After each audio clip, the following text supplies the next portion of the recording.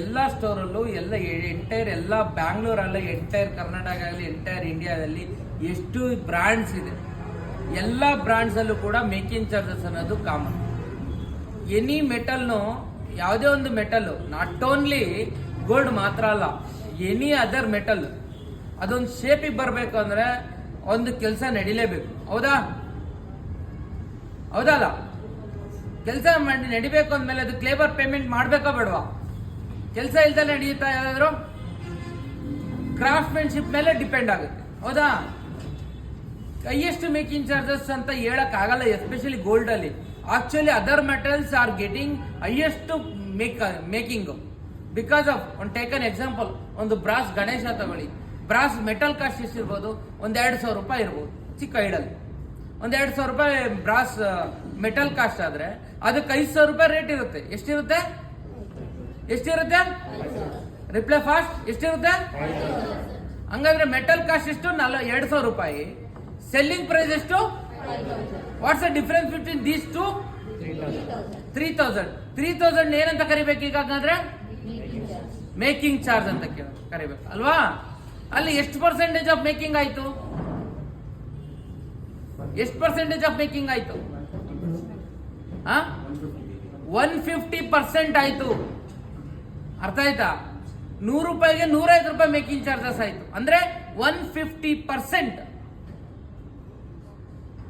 ಅರ್ಥ ಆಯ್ತಾ? ಆ ಬ್ರಾಸ್ ಮೆಟಲ್ ನ ಮಾರಕ್ ಹೋದ್ರೆ ಎಷ್ಟು ಸಿಗುತ್ತೆ ಅವ್ರಿಗೆ? ಅಪ್ರಾಕ್ಸಿಮೇಟ್ಲಿ ಹೊಸ ಮೆಟಲ್ 2,000 ರೂಪಾಯಿ ಆದ್ರೆ ಹಳೆ ಮೆಟಲ್ 1,500 ರೂಪಾಯಿ ಸಿಗ್ಬೋದು. ಹೌದಾ? ಎಕ್ಸಾಕ್ಟ್ ರೇಟ್ ಅಂತೂ ಸಿಗಲ್ಲ. ಹಳೆ ಬೇಸ್ ಹೊಸ ಮೆಟಲ್ 2,000 ರೂಪಾಯಿ ಸಿಗೋದಾದ್ರೆ ಯಾವುದು ಇತ್ತಾಳೆ ಅಲ್ವಾ, ಪಂಚಲೋಹ, 1,200 ರೂಪಾಯಿ ಸಿಗೋದಾದ್ರೆ ಮಾರಕ್ ಹೋದಾಗ ಅದೇ ಐಡಲ್ಗೆ ಮೆಟಲ್ ವ್ಯಾಲ್ಯೂ ಏನು? ಅರೌಂಡ್ ಒಂದು 500 ರೂಪಾಯಿ ಲೆಸ್ ಆಗ್ಬೋದು. ಅರೌಂಡ್ ಒಂದು 1,500 ರೂಪಾಯಿ ಆಗೋದು. ಹಂಗಾದ್ರೆ ನೆಟ್ ಲಾಸ್ ಎಷ್ಟು? ಇನ್ ಪರ್ಸೆಂಟೇಜ್ ಹೇಳಿದ್ರೆ 25% ನನ್ನ ಮೆಟಲ್ ವ್ಯಾಲ್ಯೂನಲ್ಲಿ ಮೈನಸ್ ಆಗುತ್ತೆ. ಏನು? ಮೆಟಲ್ ವ್ಯಾಲ್ಯೂನಲ್ಲಿ 25% ಮೈನಸ್ ಆಗುತ್ತೆ. ಇದು ಗೋಲ್ಡ್ ನಾವು ಮೇಕಿಂಗ್ ಚಾರ್ಜಸ್ ಮ್ಯಾಕ್ಸಿಮಮ್ ಅಲ್ಲಿ ಎಷ್ಟು ಅಂತೀವಿ? ಮ್ಯಾಕ್ಸ್ ಟು ಮ್ಯಾಕ್ಸ್ ಅಂದ್ರೆ 28%. ಮ್ಯಾಕ್ಸಿಮಮ್ ಅಂದ್ರೆ ಎಷ್ಟು? 28%. 28% ಅಲ್ಲಿ 150% ಅಲ್ಲಿ ಇಟ್ಸ್ ಅನ್ಯೂಶುವಲ್, ರೈಟ್? ಅಂದ್ರೆ ನೀವು ಕಾನ್ಫಿಡೆನ್ಸ್ ಇಂದ ಹೇಳಬೇಕು, it's our business doing well ಅಂತ, our commodities having a very good power ಅಂತ. ಅರ್ಥ ಆಯ್ತಾ? Are you getting?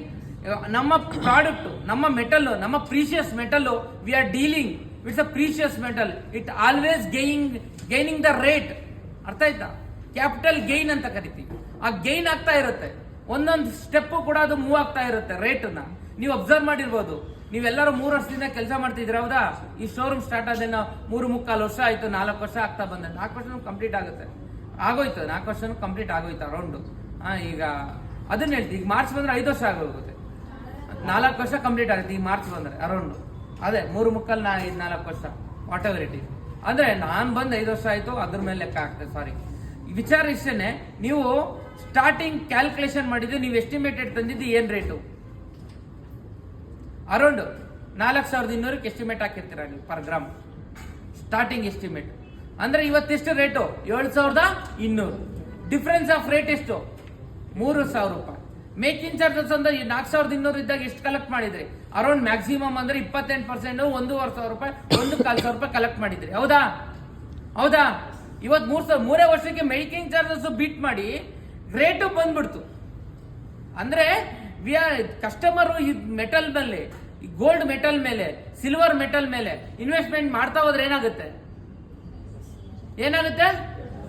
ಪ್ಲಸ್ ಆಗುತ್ತೆ. ಮೇಕಿಂಗ್ ಚಾರ್ಜಸ್ ಕೂಡ ಹಿಂದೆ ಮುಂದೆ ನೋಡೋ ನೆಸೆಸಿಟಿ ಇಲ್ಲ. ಯಾರು? ಕಸ್ಟಮರ್ ಏನೋ ಲಾಸ್ ಆಗುತ್ತೆ? ಗೋಲ್ಡ್, ಚಿನ್ನ ಮತ್ತೆ ಬೆಳ್ಳಿ ತಗೊಂಡ್ರೆ ನೋ ಚಾನ್ಸ್, ನೋ ಲಾಸ್.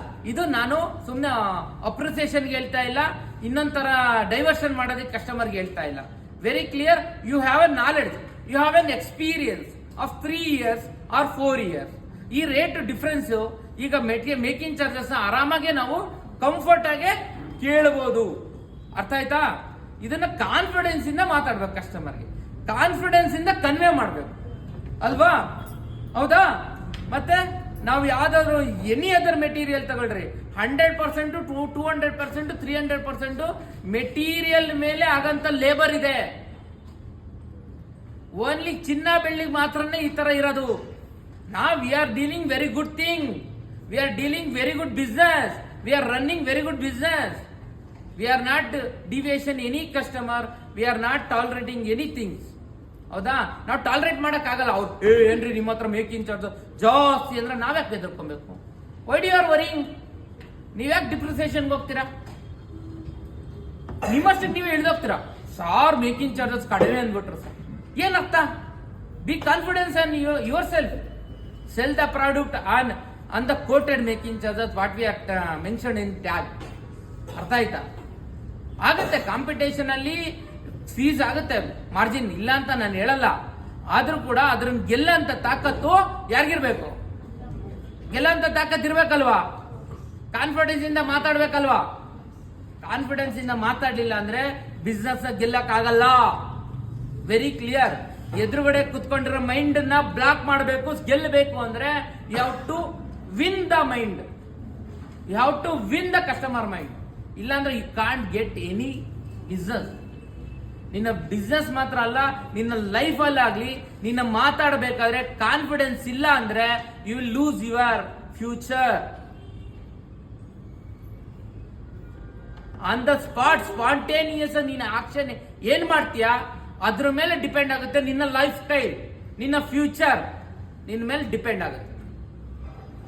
ನೀವು ಕಾನ್ಫಿಡೆನ್ಸ್ ಇಂದ ಎನಿ ಡೀಲ್ ನ ಮಾತಾಡ್ಬೇಕು, ಖುಷಿಯಿಂದ ಮಾತಾಡ್ಬೇಕು. ಅವ್ರು ಬೈದ್ರು ಕೂಡ ನೀನ್ ಬೇಜಾರು ಮಾಡ್ಕೊಂಬಾರ್ದು, ನೀನ್ ಖುಷಿಯಿಂದಾನೇ ಮಾತಾಡ್ಬೇಕು, ಖುಷಿಯಿಂದಾನೇ ಗೆಲ್ಬೇಕು. ಅರ್ಥ ಆಯ್ತಾ? ವಿಚಾರ ಇಷ್ಟೇನೆ. Convey the product, convey the customer, convey the making charges. Fast communicate well, then connect with the customer, then convey is the easy. Very clear. ನೀವು ಯಾವುದೇ ಕಾರಣಕ್ಕೂ ಡಿಸ್ಟರ್ಬ್ ಆಗೋ ಚಾನ್ಸಸ್ ಇಲ್ಲ. ಈ 24% ಇರೋ ಮೇಕಿಂಗ್ ಚಾರ್ಜಸ್ ಆರಾಮಾಗಿ ಮಾರಿದಿರಾ ಇಲ್ವಾ? ಸ್ಟೋನ್ ಚಾರ್ಜ್ 1 ಲಕ್ಷ ರೂಪಾಯಿ ಇರೋದು ಮಾರಿದಿರಾ ಇಲ್ವಾ? ಮಾರಿದಿರಾ? 1 ಲಕ್ಷ ರೂಪಾಯಿ ಸ್ಟೋನ್ ಚಾರ್ಜ್ ಮಾರಿದಿರಾ? 1 ಲಕ್ಷ ರೂಪಾಯಿ ರಿಟರ್ನ್ ವ್ಯಾಲ್ಯೂ 1 ರೂಪಾಯಿ ಇಲ್ಲ ಅಂತ ನೀವು ಹೇಳಿದ್ರು ಕೂಡ ಮಾರಿದಿರಾ? That is the capacity of business, that is the capacity of executive. ಹೌದಾ? ಕಸ್ಟಮರ್ ಯಾರು ಗೊತ್ತಿಲ್ದಲೆ ಬಂದಿರ್ತಾರೆ ಅಂತಲ್ಲ, ಅವ್ರಿಗೂ ನಾಲೆಡ್ಜಬಲ್ ಆಗಿ ಇರ್ತಾರೆ. ಆ ನಾಲೆಡ್ಜ್ ನ ರಾಂಗ್ ಆಗಿ ನಾಲೆಡ್ಜ್ ತಗೊಂಡಿರ್ತಾರೆ. ಅರ್ಥ ಆಯ್ತಾ? ರಾಂಗ್ ಆಗಿ ನಾಲೆಡ್ಜ್ ತಗೊಂಡಿರ್ತಾರೆ. ಆ ರಾಂಗ್ ನಾಲೆಡ್ಜ್ ನ ಇಟ್ಸ್ ನಾಟ್ ಅ ರಾಂಗ್ ಅಂತ ಡೈರೆಕ್ಟ್ ಹೇಳ್ಬಾರ್ದು, ಇಂಡೈರೆಕ್ಟ್ ಆಗಿ ಕನ್ವೆ ಮಾಡಬೇಕು. ಇಟ್ಸ್ ಅ ರೈಟ್, ನಾನು ತಿಳ್ಕೊಂಡಿದ್ದ ತಪ್ಪು, ಸರ್ ಹೇಳ್ತಿರೋದು ರೈಟು ಅಂತ. ನೀನ್ ಡೈರೆಕ್ಟ್ ಆಗಿ ಹೇಳ್ಬಾರ್ದು, ನಿನ್ನ ಕಾನ್ವರ್ಸೇಷನ್ ಆ ಥರ ಇರಬೇಕು. ಅವ್ರಿಗೆ ಸಬ್ ಕಾನ್ಶಿಯಸ್ ಮೈಂಡ್ಗೆ ಹೊಡೆದು ಹೇಳಬೇಕು ನಿನ್ನ ಮಾತು. ಇದು ನಾನು ಅವ್ರು ತಿಳ್ಕೊಂಡಿರೋ ತಪ್ಪು, ನಾವ್ ಹೇಳ್ತಿರೋದು ಕರೆಕ್ಟ್ ಅಂತ. ಅದನ್ನು ಓಪನ್ ಆಗಿ ಹೇಳ್ಬಾರ್ದು. ಸರ್ ತಪ್ಪು ತಿಳ್ಕೊಂಡಿದ್ದೀರಾ, ಆ ಪದ ಯೂಸ್ ಮಾಡಬಾರ್ದು. ಅವ್ರ ಮೈಂಡ್ ಸೆಟ್ ನ ಹಂಗೆ ಬಿಡಬೇಕು. ನಿಂದೇನಿದೆ ನಿನ್ನೆ ಹೇಳ್ಬೇಕು. ಅವಾಗ ಅವರು ಡಿಸೈಡ್ ಮಾಡುತ್ತೆ, ಆ ಮೈಂಡ್ ಡಿಸೈಡ್ ಮಾಡುತ್ತೆ, ನಾನು ಇಷ್ಟುವರೆಗೂ ತಿಳ್ಕೊಂಡಿದ್ದ ತಪ್ಪು, ಈಗ ತಿಳ್ಕೊಂತಿರೋದು, ಈಗ ಹೇಳ್ತಿರೋದು ಸತ್ಯ. ಇದನ್ನೇ ಹೇಳೋದು ಸೈಕಾಲಜಿ ಅಂತ. ಇದನ್ನ ಬಿಸ್ನೆಸ್ ಸೈಕಾಲಜಿ ಅಂತಾರೆ. ಅದನ್ನ ಯಾರು ಚೆನ್ನಾಗಿ ಕಲಿತೀರಾ ಅವರು ಲೈಫಲ್ಲಿ ಫಸ್ಟ್ ಬರ್ತೀರಾ. ಇಲ್ಲ ಅಂದ್ರೆ ಏನಾಗುತ್ತೆ, ಇನ್ನೂ 10 ವರ್ಷ ಎಕ್ಸಿಕ್ಯೂಟಿವ್ ಆಗೇ ಇರ್ತೀರಾ. ಹೌದಾ? ನೆಕ್ಸ್ಟ್ ಲೆವೆಲ್ ಆಫ್ ಪ್ರಮೋಷನ್ ಬೇಕು, ನೆಕ್ಸ್ಟ್ ಲೆವೆಲ್ ಆಫ್ ಲೀಡರ್ಸ್ ನೀವು ರೆಡಿ ಆಗ್ಬೇಕಂದ್ರೆ ಏನ್ ಮಾಡ್ಬೇಕು? ಥಾಟ್ ಪ್ರೋಸೆಸ್ ನ ಚೇಂಜ್ ಮಾಡ್ಕೊಬೇಕು. ಏನು? ಥಾಟ್ ಪ್ರೋಸೆಸ್ ನ ಚೇಂಜ್ ಮಾಡ್ಕೊಬೇಕು. ನೀನು ಇಲ್ಲಿ ಯೋಚನೆ ಮಾಡ್ತಿದ್ದೀವಿ, ಸೇಲ್ಸ್ ಎಕ್ಸಿಕ್ಯೂಟಿವ್ ಆಗಿ ಯೋಚನೆ ಮಾಡ್ತಿರೋಂತ ಸ್ಥೈರ್ಯ ನೀನ್ ನೆಕ್ಸ್ಟ್ ಲೆವೆಲ್ ಮ್ಯಾನೇಜರ್ ಹೋದಾಗ ಚೇಂಜಸ್ ಆಗ್ಬೇಕು. ಇಲ್ಲಿ ಮ್ಯಾನೇಜರ್ ಲೆವೆಲ್ಗೆ ಆದ್ಮೇಲೆ ಇನ್ನೊಬ್ಬ ಲೀಡರ್ ಹುಟ್ಟಾಕಂತ ಸ್ಥೈರ್ಯ ತಾಕತ್ತು ನೀನ್ ಬೆಳೆಸ್ಕೊಬೇಕು.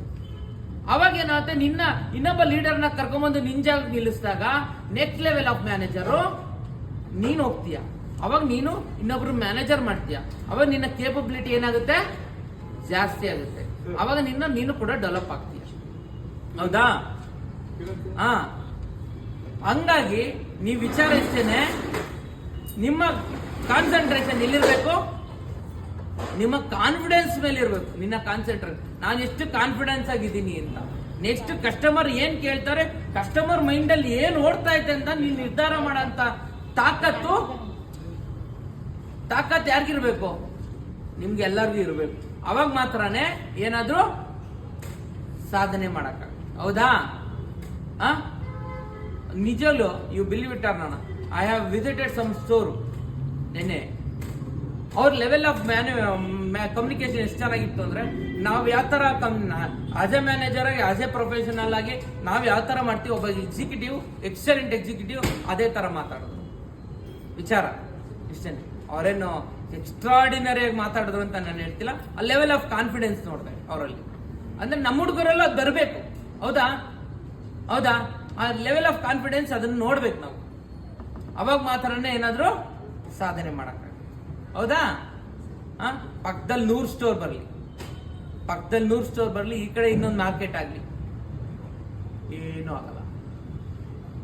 ನೀನ್ ಹೆಂಗ್ ಕಮ್ಯುನಿಕೇಟ್ ಮಾಡ್ತೀಯಾ, ಹೆಂಗ್ ಡೀಲ್ ಮಾಡ್ತೀಯಾ, ಹೆಂಗೆ ಕಸ್ಟಮರ್ನ ಗೆಲ್ತೀಯಾ, ಅಷ್ಟೇನೆ ಮ್ಯಾಟರ್. ಇನ್ನೇನು ಬರೋಲ್ಲ. Very clear. ಓಕೆ? ಮಾಡ್ತೀರಾ? ಮಾಡ್ತೀರಾ? ಕಾನ್ಫಿಡೆನ್ಸ್ ಇದೆಯಾ? ಡನ್.